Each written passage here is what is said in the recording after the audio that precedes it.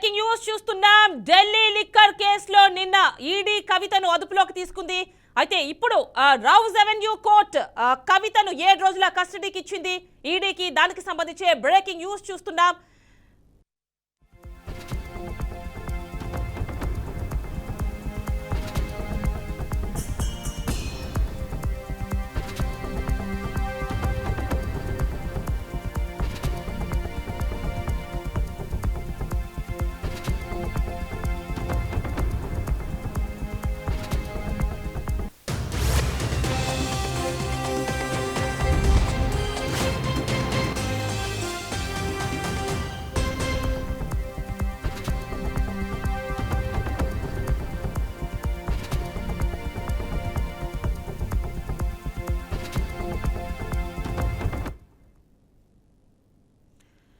Breaking news చూస్తున్నాం. నిన్న ED Banjara Hills లోని కవిత నివాసంలో కవితని అరెస్ట్ చేసి తీసుకెళ్లినటువంటి ఈడీ ఢిల్లీలో ఈ రోజు ఉదయం ఏదైతే కేజ్రీవాల్ కేసు అనంతరం రౌజ్ అవెన్యూ కోర్టులో కవిత కేసు కూడా అక్కడ కవితను కూడా ప్రవేశపెట్టడం జరిగింది. అయితే అక్కడ వాదనల అనంతరం 7 రోజుల రిమాండ్కి ఇచ్చింది రౌజ్ అవెన్యూ కోర్టు. అంటే 23వ తేదీ వరకు ఆమె ఈ రిమాండ్లో ఉంటుంది. సో దానికి సంబంధించిన బ్రేకింగ్ ని ఇప్పుడు మన స్క్రీన్ పైన చూస్తున్నాం.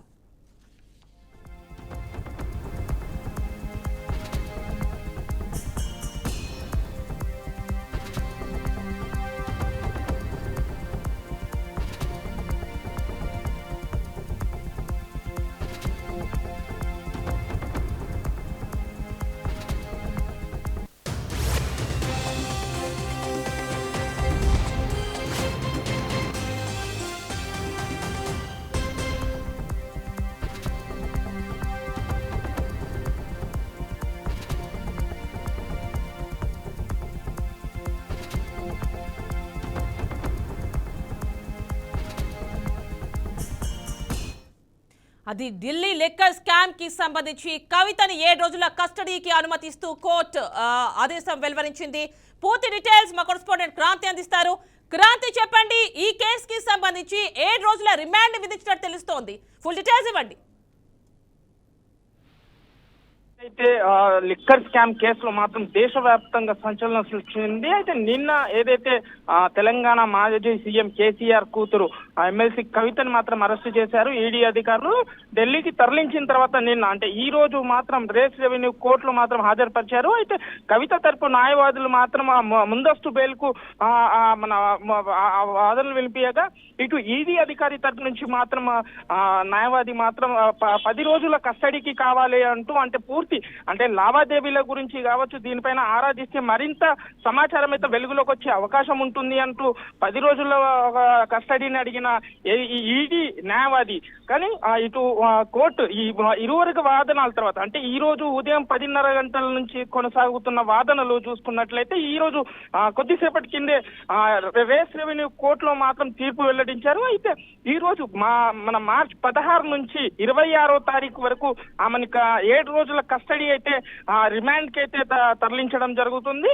అయితే మరి ఈ 7 రోజులు కానీ మరి ఇంకా మరి వెలుగులోకి వచ్చే ఏమన్నా ముఖ్యంగా ఏమన్నా ఉంటాయి. ఎందుకంటే ఒకవైపు ఇటు చూసుకున్నట్లయితే ఎన్నికల సమయంలో ఎందుకంటే ఈ రోజు ఈసీ కూడా ఎన్నికల షెడ్యూల్ ని కూడా విడుదల చేసింది. ఇటు ఏపీ తెలంగాణతో పాటు మరి మిగతా 3 రాష్ట్రాల అసెంబ్లీ ఎన్నికలు కావచ్చు, ఇటు లోక్సభ ఎన్నికల్లో మాత్రం ఇప్పుడు ఈ బీజేపీ ఎందుకంటే అధిష్టానంలో ఇప్పుడు చూసుకున్నట్లయితే బీజేపీ ఉన్నది. మరి ఇప్పుడు తర్వాత భాగంలో ఎలా ఉండబోతుందన్న అంశం మాత్రం చాలా వేచి చూడాల్సిందే అని చెప్పుకోవచ్చు. యామిని, క్రాంతి, కవిత పేరైతే చార్జ్ షీట్ లో లేదు. ఎవరైతే ఆమెకు సంబంధించి ఎవరైతే అంటే ఆల్రెడీ ఎవరైతే నిందితులుగా ఉన్నారో చార్జ్ షీట్ లో వాళ్ళు ఇచ్చినటువంటి ఏదైతే కన్ఫెషన్ ఉందో దానికి సంబంధించి ఆమెని అదుపులోకి తీసుకోవడం జరిగింది. ఇప్పుడు ఇక్కడ వారి వాదనలు ఎలా జరిగాయి కవితకు సంబంధించి డీటెయిల్స్ ఇవ్వండి. రైట్ యామిని, ప్రస్తుతం మనము ఉదయం చూసుకున్నట్లయితే కేజ్రీవాల్ కి మాత్రం దాదాపుగా అంటే ముందస్తు బెయిల్ అయితే మంజూరు చేసింది. కానీ ఇదే విషయంలో ఇదే లిక్కర్ స్కామ్ కేసులో మాత్రం కవిత వాదింపులు ఎందుకనంటే ఆధారాలు కావచ్చు, దాంట్లో సంబంధిత వివరణ కావచ్చు, ఈడీ అధికారులు సేకరించిన ఏవైతే ముఖ్యమైన ఆధారాలను కూడా వాళ్ళు ఈ రోజు అయితే కోర్టులో ప్రొడ్యూస్ చేసినట్లు తెలుస్తుంది. అయితే వాళ్ళ తరపు న్యాయవాది మాత్రం దాదాపుగా ఎందుకంటే 2 గంటలకు పైగా వాదనలు అయితే జరిగినట్లు తెలుస్తుంది. ఆ తర్వాత వాదనలు చూసుకున్నా కూడా ఎందుకంటే కవిత తరపు న్యాయవాది మాత్రం ముందస్తు బెయిల్ కోసం కూడా మంజూరు చేశారు. హైకోర్టులో ఎందుకంటే సుప్రీంకోర్టులో కేసు ఉండగా ఎలా అరెస్ట్ చేస్తారు అంటూ కూడా కొన్ని వాదనలు అయితే జరిగాయి. కానీ ఇప్పుడు కొద్దిసేపటి కింద తీర్పు చూసుకున్నట్లయితే మాత్రం ప్రస్తుతం 7 రోజుల రిమాండ్ అయితే తరలించి వస్తున్నది మాత్రం మన తీర్పు అయితే రావడం జరిగింది. యామిని, అంటే క్రాంతి కవిత తరపు న్యాయవాది అంటే ఎలాంటి వాదాలు వినిపించారు అంటే ఆవిడకి సంబంధించి అంటే ఈ ఏదైతే వీళ్ళు ఇప్పుడు అరెస్ట్ చేశారో కవితని అదంతా కూడా చట్టబద్ధత లేదు, దానికి కావాలని ఒక కక్ష సాధింపుగానే ఇదంతా అరెస్ట్ జరిగింది అంటున్నారు కదా, కోర్టు దీనికి సంబంధించి ఏం చెప్పింది? రైట్ యామిని, ప్రస్తుతానికి ఎందుకనంటే ఇటు ఈడీ తరపున ఉన్న న్యాయవాదుల వాదనలు కావచ్చు, లేదు అనంటే ఇటు కవిత తరపు నుంచి న్యాయవాది వాదనలు కావచ్చు, ఎందుకంటే విన్న తర్వాత ఎందుకంటే ఆధారాలు ఉన్న ఏమైతే ఈడీ దగ్గర ఉన్న ఆధారాలు కావచ్చు, ఎలాంటి ఆధారాలు పరిశీలించిన తర్వాతనే దాదాపుగా రిమాండ్ అయితే ఇస్తున్నట్లు తెలుస్తుంది. అంటే గతం ఈ లావాదేవీలు కావచ్చు, లేదు అనంటే వచ్చిన కొన్ని వందల కోట్ల స్కామ్, ఇది మనీ లాండరింగ్ స్కామ్ కింద సంబంధించి భారీ ఎత్తున జరిగింది అని కూడా, ఎందుకనంటే గతంలో కూడా నోటీసులు ఇచ్చారు, తర్వాత హాజరయ్యారు, దాన్ని సహకరించారు. కొన్ని విషయాలకు అనుమానాలు ఏదైతే తాటి వచ్చిందో, ఎందుకంటే ఇప్పుడు కొద్ది రోజుల్లోనే ఎన్నికలు జరిగే ముందు మాత్రం ఈ అరెస్టు విషయం మాత్రం చాలా సంచలనం రేపుతుంది. ఇదే అంశంలో మాత్రం ఇద్దరి వాదనలు, ఇటు ఈడీ న్యాయవాది వాదన కావచ్చు, లేదు అనంటే కవిత తరపు న్యాయవాది వాదనలు విన్న తర్వాత మాత్రం తీర్పు మాత్రం 7 రోజులకు రిమాండ్కి అయితే తరలిస్తున్నట్లు తీర్పు రావడం అయితే జరిగినది. యామిని, అంటే క్రాంతి ఈ 19వ తేదీ కవిత కేసు హీరింగ్ ఉంది, ఈ లోపు ఎలాంటి అరెస్టులు ఉండకూడదని కోర్టు చెప్పింది, ఈడీ కూడా అంగీకరించింది. మరి ఈ పాయింట్ కూడా వాళ్ళు అక్కడ ప్రస్తావిస్తారని తెలిసింది, మరి దానికి సంబంధించి కోర్టు ఏమంది? రైట్ యామిని, ప్రస్తుతం ఏదైతే సుప్రీంకోర్టులో కేసు ఉండగా అనుకుంటే, ఎందుకంటే వీళ్ళ వాదనలో కూడా సుప్రీంకోర్టు కేసులో ఉండగా మాత్రం అరెస్ట్ ఎలా చేస్తారు అనేసి వీళ్ళ దగ్గర ఉన్న ఆధారాలతో, ఎందుకంటే ఈడీ సంపాదించిన ఆధారాలు కావచ్చు, అవి ఎవిడెన్స్లకు సంబంధించి ఏదైతే దాన్ని ప్రొడ్యూస్ చేశాక మాత్రం ఈ మన రేస్ రెవెన్యూ కోర్టులో మాత్రం తీర్పు ఇవ్వడం అయితే జరిగినట్లు కొన్ని వాదనలు అయితే తర్వాత తీర్పు ఇవ్వడం అయితే జరిగిందని చెప్పుకోవచ్చు. యామిని, అంటే ఏ అంశాలు అక్కడ న్యాయమూర్తిని సంతృప్తి పరిచి 7 రోజుల కస్టడీకి అంగీకరించేలా చేశాయి?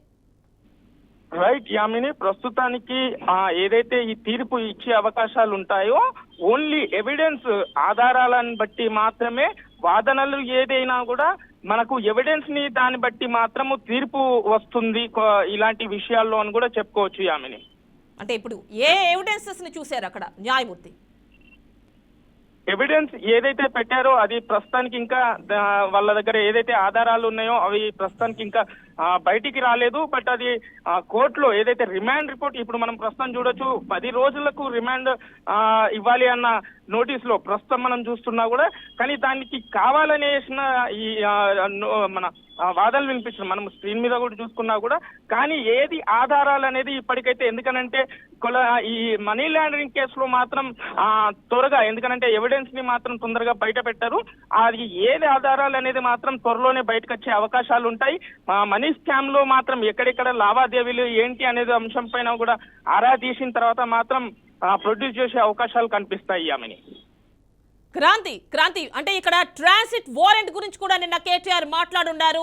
ఈ ట్రాన్సిట్ వారెంట్ అనేది ఖచ్చితంగా ఎఫ్ఐఆర్ ఫైల్ అయిన ఆ జ్యూడిడిక్షన్ దగ్గర నుంచి మాత్రమే రావాల్సి ఉంటుంది. మరి అలాంటి ట్రాన్సిట్ వారెంట్ తోనే నిన్న కవితని ఇక్కడ నుంచి ఢిల్లీకి తీసుకెళ్లారా? ఆ అంశం ఏమైనా అక్కడ ప్రస్తావించారా? ఎస్ యామిని, ప్రస్తుతం ఎందుకనంటే వీళ్ళ న్యాయవాది మన కవిత తరపు నుంచి న్యాయవాది కావచ్చు వాదనలు మాత్రం, ఎందుకనంటే సుప్రీంకోర్టులో కేసు నడుస్తుండగా అరెస్ట్ ఎలా చేస్తారు అనుకుంటా కూడా కొంత వాదనలు అయితే వినిపించారు. ఎందుకనంటే ఆ కేసు సుప్రీంకోర్టులో ఉండగా మాత్రం ఎలా అరెస్టులు చేస్తారు అనుకుంటా కొన్ని నిన్న మనం చూసుకున్నట్లయితే ఏదైతే కవిత గారి ఇంట్లో ఈడీ అరెస్ట్ అయ్యే విషయంలో కూడా అక్కడ బీఆర్ఎస్ కార్యకర్తలు కావచ్చు, లేదు అంటే ఇటు కేటీఆర్ కావచ్చు, లేదు అంటే సిద్దిపేట ఎమ్మెల్యే హరీష్ రావు కూడా ధర్నాకు దిగారు. అలా ఎలా అరెస్ట్ చేస్తారంటే నిన్నటి విజువల్స్ రోజు కూడా చూసుకున్నా కూడా వచ్చిన ఈడీ అధికారులతో కేటీఆర్ కూడా అటు వాగ్వాదానికి దిగాడు. కస్టడీ ఎలా తీసుకుంటారు, మీరు అరెస్ట్ ఎలా చేస్తారని కూడా వాదనలు జరిగాయి. అదే వాదనలు ఈ రోజు ఏదైతే రేస్ రెవెన్యూ కోర్టులో కూడా వాదనలు జరిగాయి. బట్ ఆధారాలు ముఖ్యంతో ఈ ఎవిడెన్స్ తోని మాత్రం వెళ్ళే ఈ అంశాన్ని చూసుకున్నట్లయితే అదే అంశాన్ని మాత్రం తీర్పుని ఇచ్చినట్టుగా, ఎందుకంటే ఈ 7 రోజుల కస్టడీకి రిమాండ్ కి అయితే ఇచ్చినట్టుగా తెలుస్తుంది. యామిని, అంటే ఈ 7 రోజుల కస్టడీ ముగుస్తుంది అంటే 23వ తారీఖు మధ్యాహ్నానికి మళ్ళీ కోర్టులో హాజరుపరచాలని కోర్టు ఆదేశించినట్టు తెలుస్తోంది.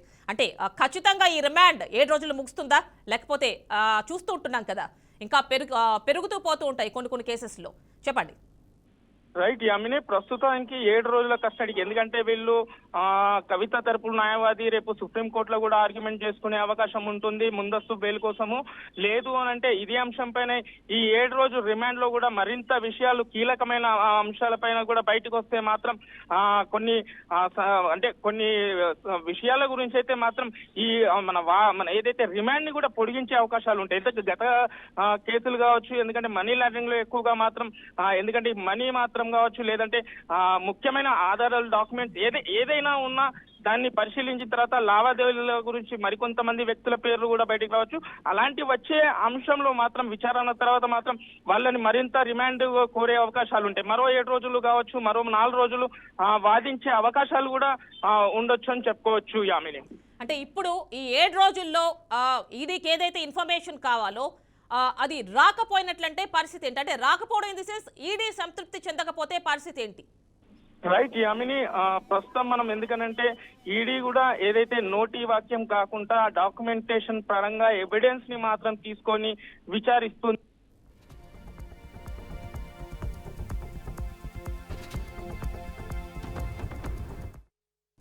అది ఢిల్లీ లిక్కర్ స్కామ్ కి సంబంధించి కవిత అరెస్ట్ తర్వాత ఇప్పుడు రౌజ్ అవెన్యూ కోర్టు 7 రోజుల రిమాండ్ కి ఇచ్చింది ఈడీకి. ఫుల్ డీటెయిల్స్ మా కరెస్పాండెంట్ లిఖిత అందిస్తారు. లిఖిత, చెప్పండి, 7 రోజుల కస్టడీకి అనుమతిస్తూ ఢిల్లీలోని రౌజ్ అవెన్యూ కోర్టు తీర్పును వెలువరించింది. సో ఫుల్ డీటెయిల్స్ ఇవ్వండి. ఇక్కడ కవిత కేసులో చూసుకున్నట్లయితే గత 2 సంవత్సరాలుగా కూడా ఈ కేసు కొనసాగుతూనే ఉంది. 2022లో మాత్రం ఈ యొక్క కేసుకు సంబంధించి చాలా వరకు ఈడీ విచారణ కావచ్చు, ఇంటికి వచ్చి వారు విచారణ చేసిన పరిస్థితి కావచ్చు నెలకొంది. అయితే ఆ సమయంలో కవిత తాను ఏ తప్పు చేయలేదు, తప్పకుండా తాను తన విషయంలో నిరూపించుకుంటానని కూడా చెప్పడం జరిగింది. అయితే గత ఏడాది కోర్టు విషయంలో తాను వెళ్ళి ఏదైతే ఉపశమనం పొందిందో అదే రోజు ఈడీ ఇక్కడ మళ్ళీ ఈ సంవత్సరం ఈడీ తన ఇంటికి చేరుకొని సోదాలు చేయడం అలాగే అరెస్ట్ చేయడం కూడా జరిగింది. ఈ కేసులో చాలా వరకు తవ్వుతున్న కొద్దీ లెక్కలు అనేవి బయటపడుతున్నారు. ఇప్పటికే ఈ 100 కోట్ల ఇష్యూకు సంబంధించి ఆ డబ్బులు ఏమయ్యాయి ఏంటి అనే వివరాలు, కవిత ఆస్తులకు సంబంధించిన వివరాలు, అలాగే మిగతా ఏవైతే బిజినెస్లు ఉన్నాయో వాటికి సంబంధించిన వివరాలు కూడా పూర్తి స్థాయిలో అధికారులు బయటికి తీస్తున్న పరిస్థితి అయితే కనిపిస్తుంది. ఇప్పటికే ఆమెను 7 రోజుల రిమాండ్కి అయితే పంపడం జరిగింది. కవితకు సంబంధించిన సన్నిహితులు ఎవరున్నారు, అయితే ఈ లిక్కర్ స్కామ్కు సంబంధించి ఎవరెవరు ఉన్నారు ఏంటి అనే వివరాలు కూడా పూర్తి స్థాయిలో బయటికి వచ్చే అవకాశాలు అయితే త్వరలోనే ఉన్నాయంటూ ఇటు అధికారులు చెప్తున్నప్పటికీ కూడా చాలా వరకు ఇక్కడ చెప్పే మాట ఏమిటి అంటే తాను ఎలాంటి తప్పు చేయలేదని చెప్తున్నప్పటికీ కూడా ఈడీ అధికారులు అయితే ఒకటే చెప్తున్నారు, ఎన్నిసార్లు విచారణకు పిలిచినా కానీ వాయిదాలు వేస్తూ వెళ్తున్నారే తప్పితే ఒక్కసారి విచారణకు పిలిచినా కానీ తను రాకపోవడం, అంతేకాకుండా వారికి ఎప్పటికప్పుడు కూడా ఫోన్ లైన్లో కూడా అందకపోవడము చాలా కీలకమని అయితే చెప్తున్నారు. అలాగే తన వాట్సాప్ ఏదైతే చాటింగ్ ఉంటుందో అది తీసినప్పుడు కొన్ని కీలక విషయాలు బయటపడడం, అలాగే తనకు సంబంధించిన కొన్ని డాక్యుమెంట్స్కి సంబంధించి కూడా చాలా వివరాలు అయితే బయటికి వచ్చాయి. 100 కోట్ల ఆస్తులు కూడా పెట్టినట్లుగా తెలుస్తోంది. ఇంకా మనీ లాండరింగ్కి సంబంధించి కూడా చాలా విషయాలు బయటకు వచ్చే అవకాశం ఉంది అని అయితే అధికారులు చెప్పడం జరుగుతుంది. అంటే లిఖిత ఇక్కడ చూసినట్లయితే 7 రోజుల కస్టడీకి ఇచ్చారు. సో అంటే 23వ తారీఖు మధ్యాహ్నానికి మళ్ళీ కూడా కోర్టులో హాజరుపరచమని చెప్తున్నారు. సో ఈలోపు ఈడీకి కావాల్సిన పూర్తి ఇన్ఫర్మేషన్ కవిత ఇస్తారు అనుకోవచ్చా? ప్రస్తుతం అయితే కవిత చుట్టూ ఒక ఉత్స అయితే బిగుసుకున్న పరిస్థితి అయితే కనిపిస్తుంది. తనకు సంబంధించి ఈ కేసులో ఎవరెవరైతే ఇన్వాల్వ్ అయి ఉన్నారో వాళ్లకు సంబంధించిన సన్నిహితుల ఇళ్లలో కూడా ఈ ఈడీ అనేది నిఘా పెట్టడం అయితే జరిగింది. పూర్తి స్థాయిలో వివరాలన్నీ తన ముందు ఉంచిన తర్వాతనే కోర్టుకు సబ్మిట్ చేస్తామంటూ కూడా కొందరు అధికారుల మాట అయితే వినిపిస్తుంది. అయితే ఏది ఏమైనప్పటికీ కూడా ఇప్పుడు ఉన్న పరిస్థితుల్లో మాత్రం అర్ధరాత్రి పూట ఒక మహిళను అరెస్టు చేసి తీసుకెళ్లడం వెనక మాత్రం కొంత ఎవరైతే ఇప్పుడు వారి పార్టీ నేతలు ఉన్నారో వారు కొంత ఆవేశానికి లోనవుతున్నప్పటికీ కూడా చాలా వరకు ఇక్కడ కనిపిస్తుంది ఏంటి అని అంటే తప్పకుండా కవిత ఈ కేసులోనైతే నిందితురాలుగా ఉంటుందని, తనకు సంబంధించిన చాలా విషయాలు ఇప్పటికే అధికారుల దగ్గర ఉన్నాయి. పూర్తి స్థాయిలో వాళ్ళు తెలుసుకున్న తర్వాతనే తనని అరెస్టు చేయడం జరిగిందనే మాటలు కూడా వినిపిస్తున్నాయి. అయితే అధికారుల వర్షన్ చూసుకున్నట్లయితే తనకు సంబంధించిన ఇప్పటికే చాలా ఆధారాలను సేకరించాము, మరికొన్ని ఆధారాలను కూడా కోర్టుకు సమర్పిస్తాము అని అయితే చెప్తున్నారు. దీన్ని బట్టి చూసుకున్నట్లయితే ఇంకా పెద్ద ఉచ్చు అనేది కవిత చుట్టూ బిగుసుకునే అవకాశం ఉన్నట్లయితే తెలుస్తుంది. Right Likhita, thank you.